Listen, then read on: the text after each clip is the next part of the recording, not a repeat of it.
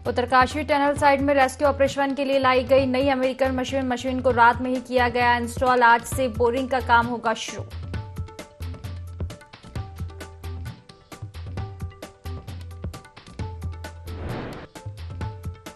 इंदौर से देर रात सीएम धामी पहुंचे देहरादून। रेस्क्यू ऑपरेशन का लिया अपडेट। अधिकारियों को केंद्रीय एजेंसियों को हर तरह का सहयोग देने के दिए निर्देश।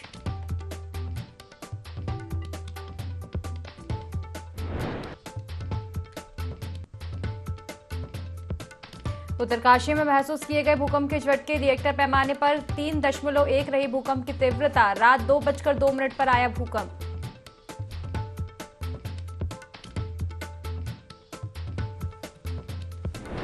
बद्रीनाथ धाम के कपाट 18 नवंबर को हो जाएंगे बंद। कपाट बंद होने की वैदिक प्रक्रिया जारी। अब तक 18 लाख से अधिक श्रद्धालु कर चुके हैं धाम के दर्शन।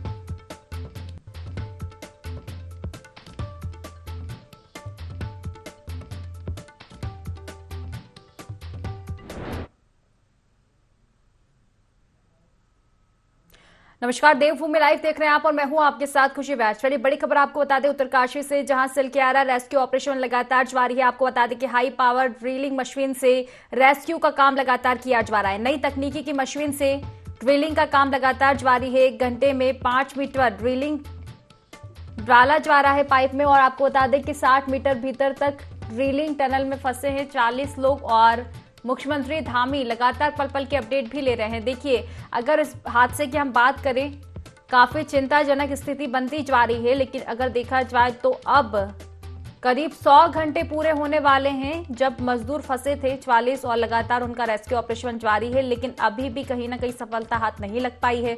सिलक्यारा रेस्क्यू ऑपरेशन लगातार जारी है। हाई पावर ड्रिलिंग मशीन से रेस्क्यू का काम अब किया जा रहा है। आपको बता दें कि नई तकनीकी की मशीन से ड्रिलिंग का काम किया जा रहा है, जिससे 1 घंटे में 5 मीटर ड्रिलिंग हो रही है। 60 मीटर भीतर तक आपको बता दें कि ड्रिलिंग का काम होना है, क्योंकि 44 लोग टनल में फंसे हुए हैं। हालांकि मुख्यमंत्री पुष्कर सिंह धामी भी काफी सजग नजर आ रहे हैं। पल पल की अपडेट वो लेते हुए नजर आ रहे हैं टनल हादसे को लेकर।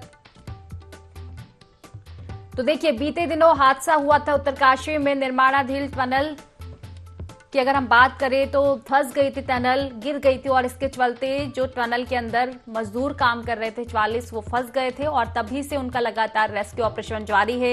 मजदूरों को निकालने की पूरी कवायद शासन प्रशासन की। सिलक्यारा रेस्क्यू ऑपरेशन ये लगातार जारी है। हाई पावर ड्रिलिंग मशीन से रेस्क्यू का काम किया जा रहा है। नई तकनीकी की मशीन से ड्रिलिंग का काम किया जा रहा है। आपको बता दें कि यह नई तकनीकी मशीन 1 घंटे में 5 मीटर ड्रिलिंग करती है और 60 मीटर के भीतर तक ड्रिलिंग होनी है।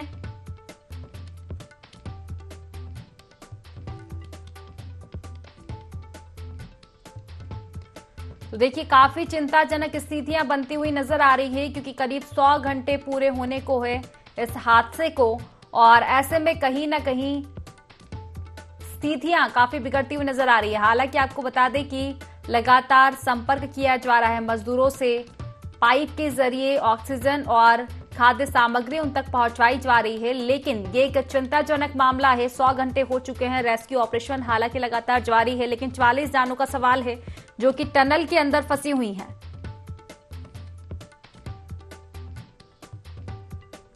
देखिए, लगातार जो है रेस्क्यू ऑपरेशन जारी है, लेकिन कहीं ना कहीं रेस्क्यू ऑपरेशन में अभी भी सफलता हाथ नहीं लगी है, जो कि एक चिंताजनक मामला है। चलिए विस्तार से चर्चा करेंगे। हमारे सहयोगी विनय हमारे साथ सीधा लाइव जुड़ चुके हैं। विनय, सिलक्यारा अगर हम बात करें टनल की, काफी पेचीदा ये मामला होता हुआ नजर आ रहा है, क्योंकि अब तो करीब 100 घंटे पूरे होने को है। 44 मजदूर फंसे हुए हैं। ऑपरेशन लगातार जारी है, लेकिन कहीं ना कहीं सफलता फिर भी नहीं। जी बिल्कुल, देखिए आपको बता दें कि जिस तरह से उत्तरकाशी के सिलक्यारा में ये जो घटना घटी है, टनल वाला जो मामला, एक बड़ा हादसा जो है इस दौरान यहाँ पर हुआ है, जिसमें कि मलबा गिरने से जो 40 मजदूर हैं इस दौरान वहीं पर फंसे हुए हैं। उसको लेकर के यहाँ पर लगातार जो धामी सरकार है उनके द्वारा जो है यहाँ पर रेस्क्यू ऑपरेशन जो है यहाँ पर चलाए जा रहे हैं। SDRF NDRF की जो टीमें हैं लगातार जो है यहाँ पर उन मजदूरों को निकालने के लिए यहाँ पर प्रयास कर रही है। तो ऐसे में देखा जा सकता है कि पूरी तरह से जो है यहाँ पर प्रदेश सरकार जो है अलर्ट मोड पर है और जिस तरह से मजदूर वहां पर फंसे हुए हैं उनको जो ऑक्सीजन की जो सुविधाएं हैं, ऑक्सीजन भी इस दौरान एक पाइप के माध्यम से वहां पर दी जा रही है, खाने की जो सामग्री है वो भी वहां पर दी जा रही है। वहीं अगर बात की जाए जिस तरह से जो वहां पर मलबा आया है, मलबे को निकालने के लिए काफी मेहनत जो है इस दौरान यहाँ पर मशीन के माध्यम से भी की जा रही है। और थाईलैंड की अगर बात करें, थाईलैंड से जो है हाई पावर ड्रिलिंग मशीन जो है वो मंगाई गई है, जिससे जो है यहाँ पर मलबा हटाने का जो कार्य है वो लगातार जारी है। और अब लगभग बताया जा रहा है कि 60 मीटर की दूरी पर जो है मलबा हटाने का जो कार्य है इस दौरान यहाँ पर चल रहा है। इससे पहले भी जो है थाईलैंड की अगर बात करें, थाईलैंड में भी 2018 में यहाँ पर जो एक ऐसी ही घटना हुई थी जब टनल के अंदर बच्चे फंस गए थे, लेकिन एक हफ्ते तक वहां पर जो है रेस्क्यू ऑपरेशन चलाया गया था, जिससे कि उन बच्चों को सुरक्षित जो है वहां से निकाल लिया गया था। जी बिल्कुल, मैंने लगातार रेस्क्यू ऑपरेशन जारी है, लेकिन अगर देखा जाए ये मामला काफी चिंताजनक होता हुआ नजर आ रहा है क्योंकि 5 दिन हो चुके हैं, 44 जान यहां पर अटकी हुई है। हालांकि संपर्क सभी 40 लोगों से बना हुआ है, पाइप के जरिए ऑक्सीजन पहुंचवाई जा रही है, खाद्य सामग्री पहुंचवाई जा रही है, लेकिन देखा जाए काफी समय हो चुका है। और एक नजर अगर डाली जाए विनय, खबर ये सामने आ रही थी कि उत्तरकाशी में भूकंप के झटके भी महसूस किए गए थे। कहीं ना कहीं एक खतरे का संकेत हो सकता है क्योंकि टनल वाली जगह पर अगर भूकंप की स्थिति बनती है तो कहीं ना कहीं परिस्थितियां और भी बिगड़ सकती है।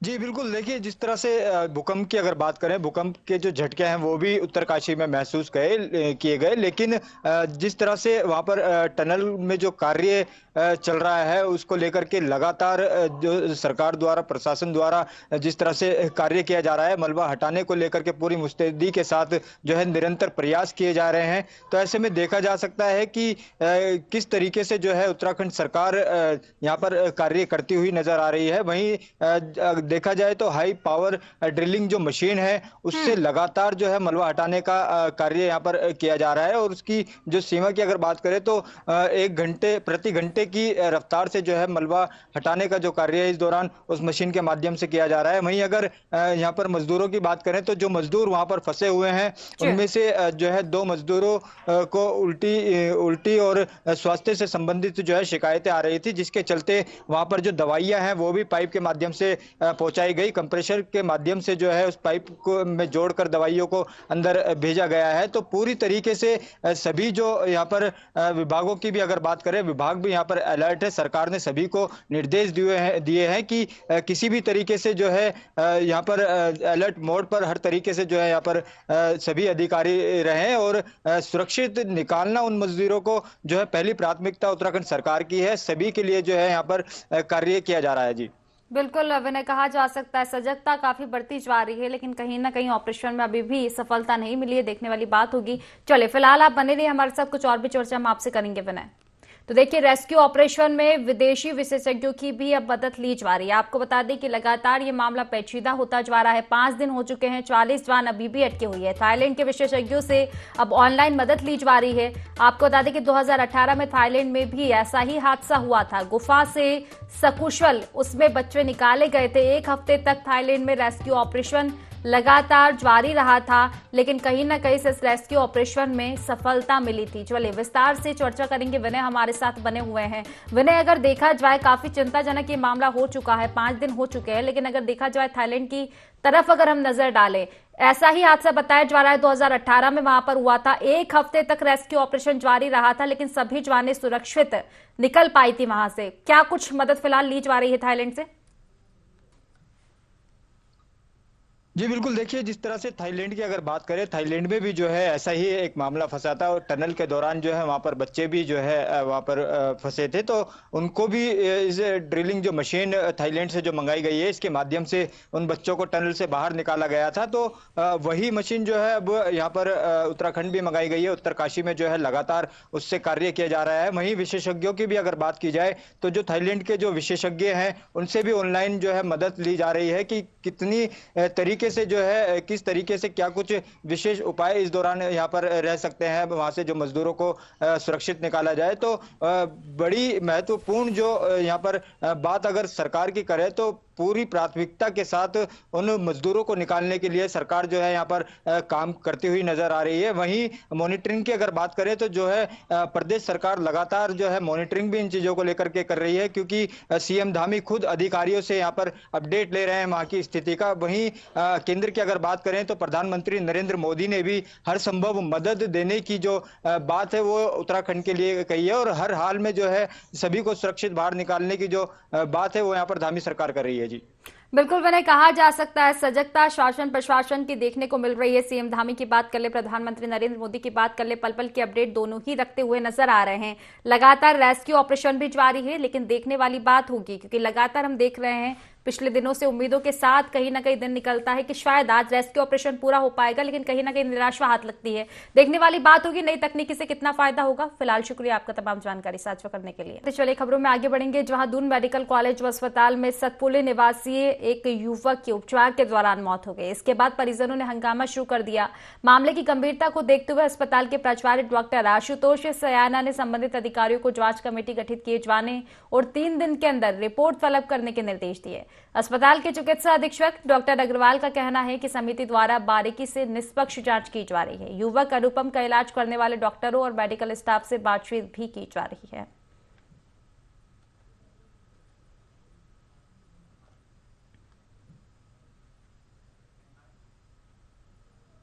चलिए खबरों में आगे बढ़ेंगे, जहां लोहाघाट के मीना बाजार चौराहे में नगर पालिका ने 1 करोड़ 25 लाख रुपए की लागत से मल्टी स्टोरी कार पार्किंग का निर्माण कराया जा रहा था। आपको बता दें कि पालिका अध्यक्ष गोविंद वर्मा ने निर्माणाधीन कार पार्किंग का निरीक्षण कर कार्यदायी संस्था के अधिकारियों और कर्मचारियों से निर्माण कार्य की जानकारी लेते हुए समय पर कार्य पूरा करने के निर्देश दिए।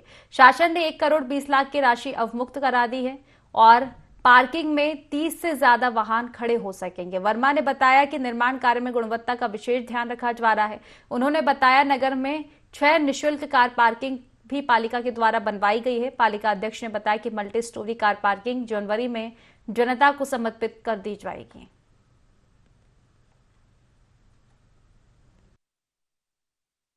में जनता को नए साल का तोहफा दिया जाएगा, जो मल्टी स्टोरी कार पार्किंग बनके जनवरी में जनता को समर्पित कर दी जाएगी। और मैं जनता से ये भी अनुरोध करना चाहूँगा कि अपनी जो भी वाहन है रोड के किनारे न लगा करके जो पार्किंग स्थल बने हैं पार्किंग स्थल में लगाएं।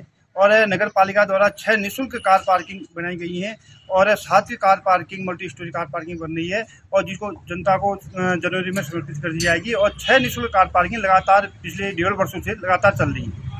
लगभग जो मल्टी स्टोरी कार पार्किंग है इसमें 30 गाड़ियाँ आएंगी और इसकी लागत 1 करोड़ 25 लाख के आसपास अनुमानित आने का है। और साथ ही साथ शासन द्वारा अभी 1 करोड़ 20 लाख रुपया अवमुक्त कर दी गई।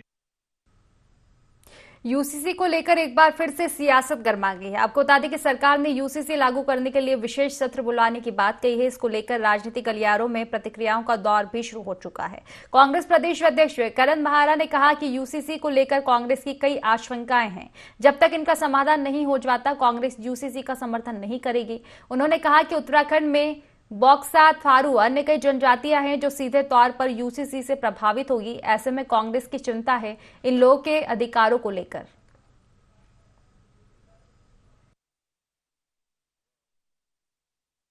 एजेंडा है नैरेटिव सेट करने का हिंदू मुसलमान, उसका एक पार्ट है। जबकि हकीकत यह है कि इससे ओबीसीज को बहुत फर्क पड़ेगा, थारू बुक्सा को फर्क पड़ेगा, भोटिया जनजाति को फर्क पड़ेगा, हमारे जौनसार के लोगों को फर्क पड़ेगा। और इनकी नीयत इसलिए भी खराब मुझे लगती है कि ये कहते हैं 1 लाख से ज्यादा लोगों से मिले, लेकिन मैं पूरे कुमाऊं गढ़वाल के भ्रमण में हूं, मुझे एक भी व्यक्ति ऐसा नहीं मिला जो कहे कि मेरे से कमेटी की बात हुई है। और फिर जो ये है मामला, ये केवल बराबरी केवल कुछ मामलों को लेके क्यों है, आर्थिक आधार पर क्यों नहीं है? सब समान रूप से रहे, सबके पास समान सुविधाएं हो, ऐसा क्यों नहीं है? जनता को पता ही नहीं अंदर क्या हो रहा है। तो ऐसी चीज केवल चुनाव को देखते हुए बीजेपी कर रही है और मुझे लगता नहीं कि इसका बहुत फर्क पड़े। यूसीसी का ड्राफ्ट सरकार को मिल गया है। ऐसा कहा जा रहा है कि राज्य सरकार इसको जल्द ही विशेष सत्र बुलाकर टेबल करेगी। इसको लेकर कांग्रेस प्रदेश अध्यक्ष करण बहारा ने कहा कि यूसीसी को लेकर सरकार जल्दबाजी में है। उन्होंने कहा कि ड्राफ्ट के भीतर क्या कुछ है ये साफ नहीं है, इस मामले में चर्चा होनी चाहिए। वहीं पीसीसी चीफ ने कहा कि अभी तक 1 लाख से ज्यादा सुझाव लिए गए हैं, लेकिन गढ़वाल और कुमाऊं के दौरे के दौरान ऐसा कोई भी व्यक्ति नहीं मिला जिससे कमेटी की बात की हो। जब मुख्य विपक्षी कांग्रेस को बुलाया गया तो उन्होंने कुछ पॉइंट नोट करके भेजे थे, लेकिन उनका जवाब अभी तक नहीं मिल पाया है। अरे विधायकों को समय से मिलेगा या नहीं मिलेगा ड्राफ्ट, जो बहस हाउस में होगी उसकी तैयारी कैसे करके बिना पड़ेगा। दूसरा, यूसीसी का ड्राफ्ट जो सीएम को गया है वो पब्लिक डोमेन में आ जाना चाहिए। जिस तरीके से आपने देखा होगा कुछ साल पहले कैंटोनमेंट एक्ट में चेंज की बात, तो बाकायदा Hindustan times, Indian express, Amar Ujala, Dainik Jagran या जितने प्रतिष्ठित अखबार हैं उन सब में विज्ञप्ति छपी थी और कुछ पॉइंट्स दिए गए थे और ये कहा गया था कि भारत का आम जनमानस उस पर अपने सुझाव दे इतने दिन के अंदर, ताकि चीजें सही से आ सकें। ऐसा कुछ इसमें नहीं हुआ। ड्राफ्ट के बारे में ना विपक्ष को पता है, ना प्रेस को पता है, ना किसी को पता है, तो आखिर उसमें डिस्कशन क्या होगा। कांग्रेस के कुछ चिंताएं हैं, सवाल हैं। पहला ये कि जिस दिन उन्होंने विपक्ष के नेताओं की या पार्टी प्रमुखों की बैठक बुलाई, उसमें मैंने स्वयं एक पत्र शासन और प्रशासन दोनों को लिखा था, जिसमें मैंने कुछ आशंकाएं व्यक्त की थी। मैंने कहा था इनके बारे में हमको जानकारी दे दीजिए। भारतीय जनता पार्टी के SC/ST और सिख सम्मेलन कार्यक्रम को लेकर बदलाव किया गया है। आपको बता दें कि आने वाली 19 नवंबर और 21 नवंबर को देहरादून और हल्द्वानी में कार्यक्रम प्रस्तावित थे, लेकिन 19 तारीख को छठ पूजा और क्रिकेट विश्व कप के फाइनल मैच की वजह से कार्यक्रमों की तारीखों में बदलाव किया गया है। इस पर बीजेपी के प्रदेश मीडिया प्रभारी मनवीर सिंह चौहान का कहना है कि हम नई तिथियों के लिए विचार कर रहे हैं और जल्द ही इसकी आधिकारिक घोषणा भी कर दी जाएगी।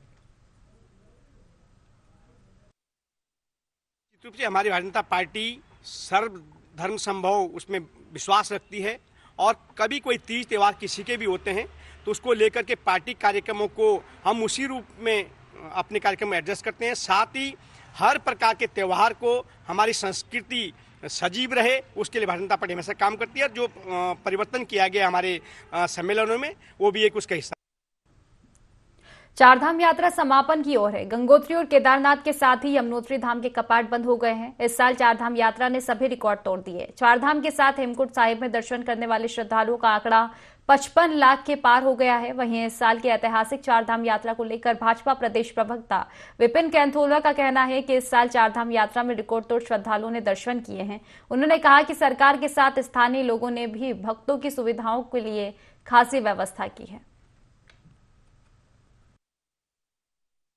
बाबा बद्रीनाथ, गंगोत्री, यमुनोत्री चारों धामों में इस बार रिकॉर्ड तोड़ श्रद्धालु जो हैं उत्तराखंड को आए हैं। निश्चित रूप से उन्होंने दर्शन के लाभ भी लिए और जिस प्रकार से वहाँ के जो लोग हैं, जो उत्तरकाशी के लोग हैं या चमोली के लोग हैं, जहाँ पर जो व्यवसाय होता है, होटल हैं, तमाम चीज़ें हैं, रहने के लिए उनकी सुविधाएं हैं, तमाम जगहों पर सरकार ने भी और वहाँ के स्थानीय लोगों ने भी अच्छी सुविधाएं यात्रियों को मुहैया कराई, श्रद्धालुओं को मुहैया कराई। सबको बेहतर रोजगार भी मिला। बड़ी मात्रा में जो इस बार श्रद्धालुओं ने रिकॉर्ड बनाया, इसका रिकॉर्ड तोड़ते हुए अगली बार बड़ी संख्या में श्रद्धालु आए और अच्छी सुविधाएं हम श्रद्धालुओं को दे सकें। भाजपा विधायक बंशीधर भगत किचवा पहुंचे, जहां कार्यकर्ताओं ने बंशीधर भगत का जोरदार स्वागत किया। इस दौरान चर्चा करते हुए विधायक भगत ने कहा कि गठबंधन सांप और नेवले की दोस्ती है। लोकसभा चुनाव के बाद यह गठबंधन खत्म हो जाएगा। विधायक भगत ने कहा कि कश्मीर से धारा 370 हटाने के बाद कश्मीर का लगातार विकास हो रहा है, वहां आतंकवाद अपनी आखिरी सांसें गिन रहा है। भाजपा विधायक भगत ने बंगाल की मुख्यमंत्री ममता बनर्जी, बसपा सुप्रीमो मायावती और कांग्रेस के पूर्व अध्यक्ष राहुल गांधी पर कटाक्ष करते हुए कहा कि जो लोग अपने परिवार का गठबंधन नहीं बना पाए, वे लोग राजनीतिक लाभ के लिए झूठ का गठबंधन बनाने का दावा कर रहे हैं।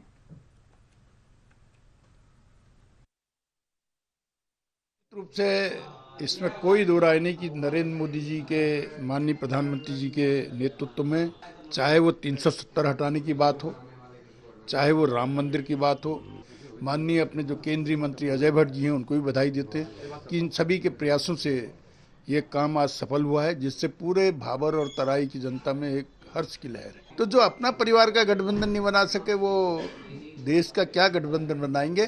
उस गठबंधन के लक्षण दिखने लग गए, अभी से बिखरने लग गया है। लोकसभा चुनाव तक ये सब एकदम बिखर जाए। तो दिल्ली से पिथौरागढ़ जा रही रोडवेज बस का अचानक टनकपुर चंपावत एनएच के पास ब्रेक फेल हो गया। हालांकि बस चालक ने हिम्मत का परिचय देते हुए अनियंत्रित बस को पहाड़ी से टकरा दिया और बस में सवार 27 यात्रियों की जान बचा ली। बस चालक ने बताया कि अचानक बस का ब्रेक पाइप फट गया, इस कारण बस के ब्रेक ने काम करना बंद कर दिया। फिलहाल बस के सभी यात्री सुरक्षित हैं, उन्हें दूसरी बस से पिथौरागढ़ भेज दिया गया।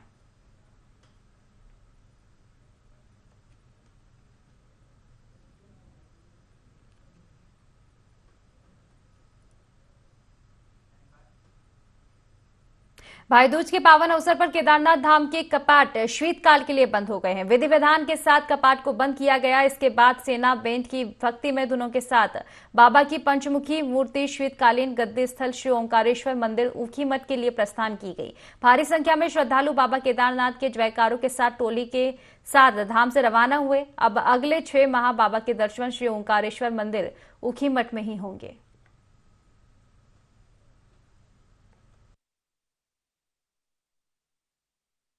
परंपरा के अनुसार आज प्रातःकाल 4 बजे से 6 बजे तक भस्मी पूजन, रुद्राभिषेक, महाभिषेक के साथ साथ परंपरा के अनुसार अंदर की द्वार ठीक 6 बजे बंद हो चुकी है और बाहर पूर्व दिशा की द्वार परंपरा के अनुसार 8 बजे से 8:30 बजे तक द्वार बंद हो चुकी है परंपरा के अनुसार।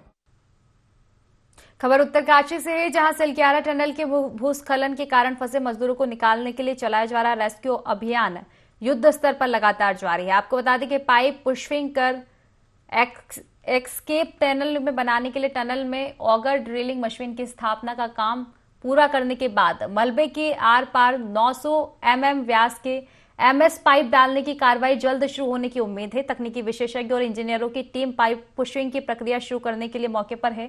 इस बीच जिलाधिकारी अभिषेक रोहेला ने जिला अस्पताल के वरिष्ठ डॉक्टर प्रेम पोखरियाल के साथ टनल के अंदर जाकर पाइप के जरिए मजदूरों से बातचीत की और उनका हौसला बढ़ाया।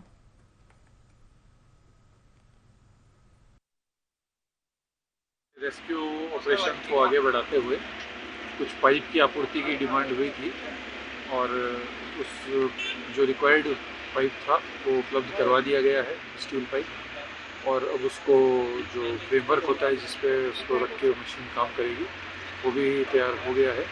तो शीघ्र ही अभी अपडेट आएगा कि क्या प्रगति कार्य में, तो उसके बाद जो एस्केप टनल बनेगी उसी से फिर रेस्क्यू ऑपरेशन होगी।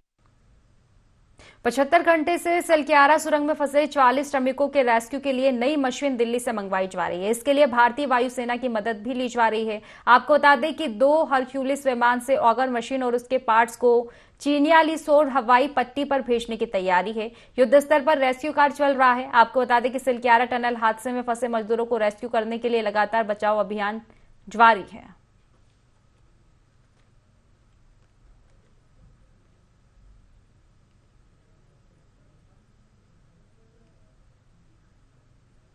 तो देखिए, टनल की अगर हम बात करें तो लगातार रेस्क्यू ऑपरेशन जारी है। आपको बता दें कि 5 दिन इस घटना को हो चुके हैं और लगातार रेस्क्यू ऑपरेशन जारी है। 40 मजदूर इस टनल के अंदर फंसे हुए हैं। हालांकि आपको बता दें कि मजदूरों से लगातार संपर्क किया जा रहा है। पाइप के माध्यम से ऑक्सीजन और इसी के साथ खाद्य सामग्री मजदूरों तक पहुंचाई जा रही है। हालांकि मजदूरों से लगातार बातचीत की जा रही है, हौसला उनका बढ़ाया जा रहा है। अगर बात हम इसके रेस्क्यू की करें तो नई नई तकनीकों का उपयोग किया जा रहा है। और अब आपको बता दें कि तमाम तकनीकी के उपयोग के बाद अब थाईलैंड से भी मदद ली जा रही है। दरअसल आपको बता दें कि 2018 में थाईलैंड में भी कुछ वैसा ही हादसा हुआ था। 1 हफ्ते बाद रेस्क्यू कर लोगों की जान बचाई गई थी।